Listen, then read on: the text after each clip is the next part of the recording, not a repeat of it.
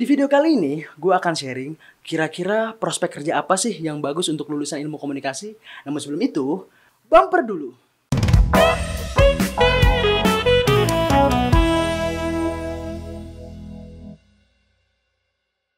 Halo teman-teman semua, balik lagi di channel Dosen Santuy. Video ini gue buat karena banyak banget pertanyaan itu dari WhatsApp, DM, Telegram, nanya gini nih. Mas, apa aja sih kira-kira prospek dari lulusan ilmu komunikasi? Nah, tapi sebelum gue jawab itu semua, gue mau sharing sedikit nih. Apa sih kira-kira prospek yang baik? Dan gue mau sharing dari zaman gue SMA, kenapa gue bisa dari IPA, ilmu pengetahuan alam, masuk ke ilmu komunikasi. Jadi gini, dulu waktu gue SMA, gue ngambil IPA, ilmu pengetahuan alam. Yang mayoritas mata pelajarannya itu adalah biologi, fisika, kimia, matematika. Itu semua kan sebenarnya gini ya, itu semua bukan gue banget karena emang gue nggak ngerti hitung-hitungan, gue nggak ngerti namanya algoritma, gue nggak ngerti namanya belajar tentang ilmu pengetahuan alam. Tetapi kalau gue bertanggung jawab, gue kelarin itu semua. Sampai satu momen gue ini setiap belajar gue remedial terus. Sampai satu momen ketika nyokap gue ngambil rapot, ini yang agak sedikit sedih sih maksudnya. Gue ini emang kan orang seni ya. Yang gue bilang salah jurusan karena kita tidak kenal diri kita dulu. Gue gak kenal, ini siapa sih? Sebenarnya gue ini lebih cocok ke otak kiri apa otak kanan ya? Nah ternyata gue ngambil jurusan IPA itu otak kiri. Yang mayoritas gue gak tahu gue harus ngapain di situ. Tetapi ketika nyokap gue ngambil rapot, guru gue bilang, Bu, hati-hati anaknya makin narkoba. Boro-boro makin narkoba, kolor baba kali. Sebenarnya kan gitu ya. Karena gini, gua emang agak nakal gini. Ketika sekolah baju gua itu ngetat, celana gua ngetat. Nah, karena kan 2010, 2007 sampai 2010 itu kan celana ngetat sama baju ngetat itu kan lagi zaman. Nah, gua kombinasikan di sekolah gitu. Ya pasti dosen-dosen pada bete sama gua. Udah gitu, rambut gue gondrong sih, berponi. Dulu kan zaman poni itu lagi keren-keren ya, lagi cool-coolnya gitu. Pada satu momen nyokap gue digituin ya, nyokap gue bilang, bukan pak, emang anak saya ini senang musik, senang main band, jadi emang style musik kan kayak gitu. Nah mungkin salahnya gue mengaplikasikan di sekolah. Karena emang gini, gue juga pernah dulu di sekolah, mewakili sekolah, gue ikut TNT Indomie Jingle Dare. Gue punya band dan gue lolos sampai 20 besar di Indonesia. Tetapi mungkin gini, yang gue salah itu gue mengaplikasikan, balik lagi ya, yang gue salah itu gue mengaplikasikan gaya baju gue ke sekolah. Itu yang bikin gue jadinya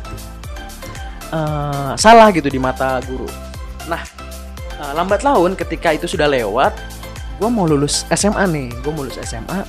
Gue ngobrol sama guru biologi. Itu namanya kalau nggak salah Bu Muti. Nah Bu Muti ini nanya ke gue, Dek, kamu lulus SMA, kamu mau masuk jurusan apa? Mau kuliah di mana? Ya paling komputer Bu. Gue jawab gitu kan. Ya paling komputer Bu. Soalnya teman-teman kan lain ngambil komputer. Nah gue di situ salah. Soalnya bukan salah sih, namanya zaman dulu kan kita nggak tahu tujuan, balik lagi ya, kita nggak tahu tujuan hidup. Kita mau ke kiri atau kanan kita nggak tahu. Tapi dari situ gue akuin gue salah. Karena apa? Gue ngambil komputer itu tanpa alasan. Yang gue tahu teman-teman banyak ngambil komputer ya gue ikut. Nah pada akhirnya Bu Muti bilang, Dek, kalau kamu emang milih komputer, kenapa nggak jurusan lain? Karena apa? Setiap orang yang ibu tanya pasti ngambil jurusan komputer. Dari situ gue mikir, apa ya kira-kira jurusan yang bagus? Apa sih kira-kira yang jurusan yang relate sama diri gue gitu? Nah satu momen ketika gue ngambil brosur ke salah satu kampus terbesar juga di Jakarta, gue lihat nih ada komputer. Nah yang kedua ini ada ilmu komunikasi. Akhirnya gue ngambil ilmu komunikasi itu sebenarnya tanpa tujuan juga. Yang pasti menghindari apa? Matematika, hitung-hitungan. Nah dari sini ketika gue sudah mendapatkan, oke, ilmu komunikasi ternyata cocok nih sama gue. Tapi itu juga kira-kira semester 3, semester 4 gitu. Semester 1 IPK gue 2,67. Apa yang mau dibanggain gitu. Tetapi setelah gue mendapatkan momennya, setelah gue mendapatkan apa yang mau gue capai di ilmu komunikasi itu, gue mendapatkan kesukaannya. Itu yang gue dapat. Gue dapatkan seninya, gue mendapatkan kreativitasnya, gue mendapatkan ilmu broadcastingnya. Dan ternyata ini jalan hidup gue. Gue menjadi seniman, gue menjadi pengajar, semua dari ilmu komunikasi. Hingga akhirnya gue lanjut S2 gue juga menjadi gelar Magister Ilmu Komunikasi.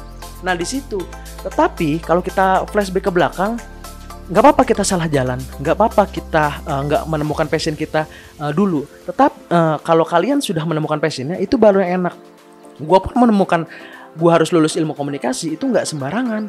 Ada proses yang Tuhan berikan. Mungkin kalau Tuhan nggak berikan, belum tentu gue bisa survive dari S1 gue ke S2 ini.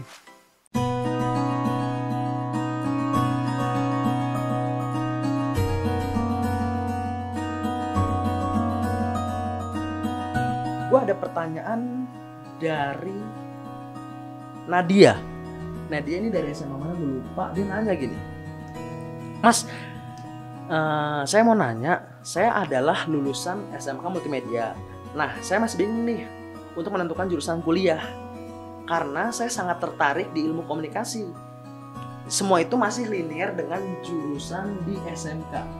Menjadi pertanyaan, apakah prospek kerja lulusan ilmu komunikasi itu masih bagus untuk kedepannya? Terima kasih, Mas. Nah, terima kasih banget nih untuk Nadia. Pertanyaan ini sebenarnya bagus banget. Karena apa? Buat 10 tahun ke depan, ini menurut gue pribadi ya, ilmu komunikasi itu masih bagus banget. Di sini, kenapa gue bilang seperti itu? Kita udah ada sosial media. Kita udah ada YouTube, LinkedIn, Instagram, WhatsApp, TikTok. Nah, ada TikTok, terus ada lagi apa? Banyak lah intinya sosial media lainnya. Lulusan ilmu komunikasi itu gue bilang lagi nomor 1. Kenapa? Kalian misalkan ambil jurusan broadcasting. Karena kan gini, ilmu komunikasi kan ada, kalau dulu sih gue ada 4.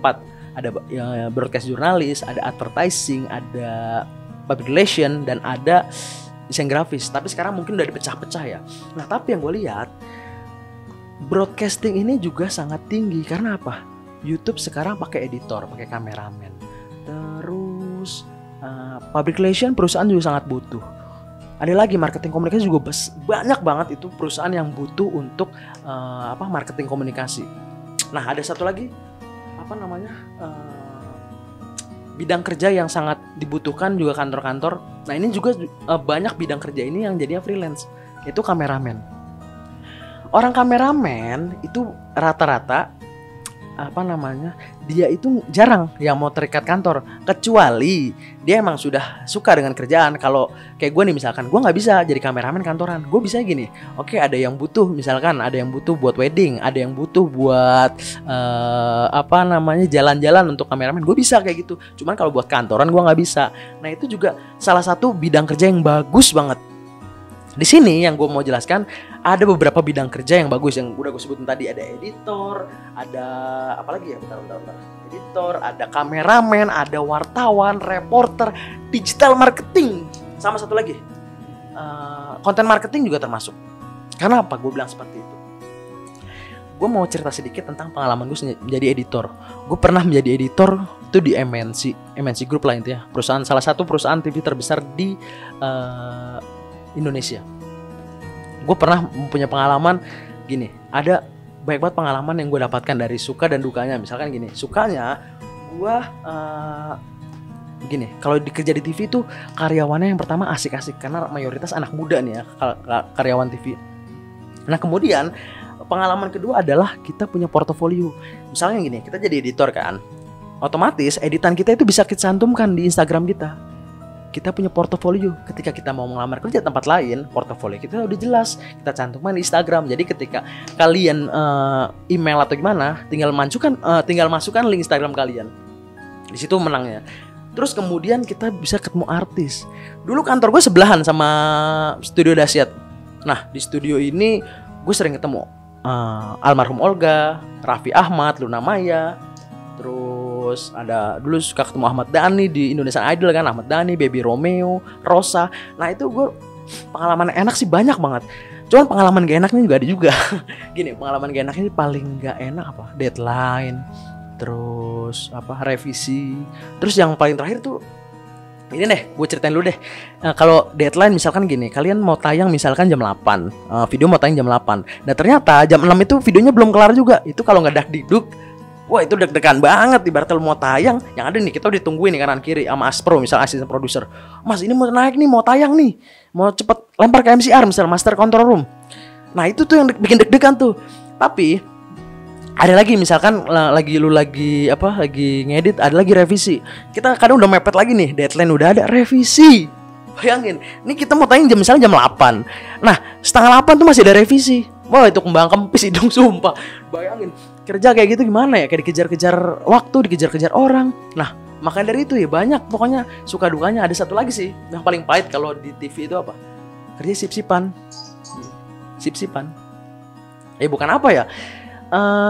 Ketika kita kerja sip-sipan dari pagi ke sore ke malam, malam ke pagi. Itu kalau gue bayangin gini, yang gak enaknya ketika kita puasa.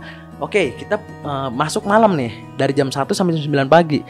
Kita sahur di kantor, sholat di kantor, dan pagi ketika kita mau puasa, kita kan otomatis belum tidur nih. Di rumah tidur sampai jam 6 pagi. Ya gak enak, gak ada ujungnya malah. Kita malah kayak orang gak puasa.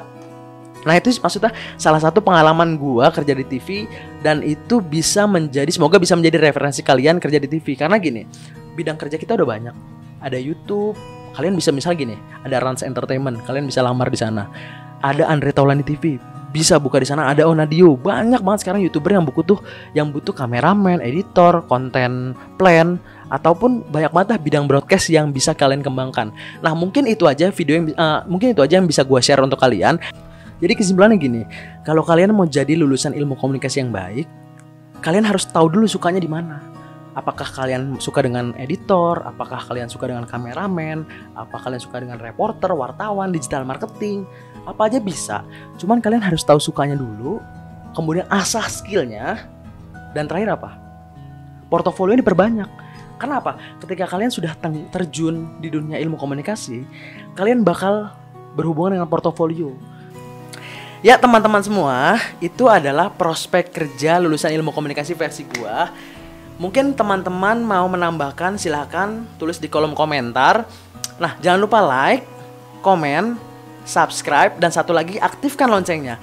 Karena kalian akan mendapatkan notifikasi informasi dari video saya selanjutnya. Salam dosen santuy.